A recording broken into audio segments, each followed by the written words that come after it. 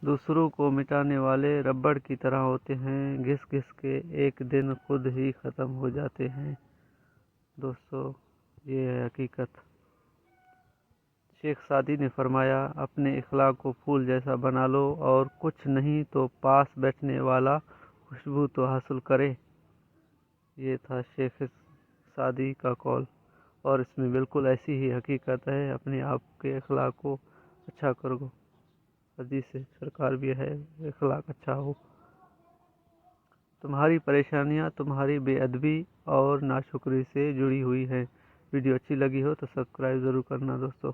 مولانا روم۔ پوری کائنات میں کوئی کسی کا اتنا انتظار نہیں کرتا جتنا رب کریم اپنے بندے کی توبہ کا انتظار کرتا ہے۔ بس صرف ہم کو توبہ کرنی چاہیے۔ ویڈیو اچھی لگی ہو تو سبسکرائب، لائک اینڈ شیئر ضرور کرنا۔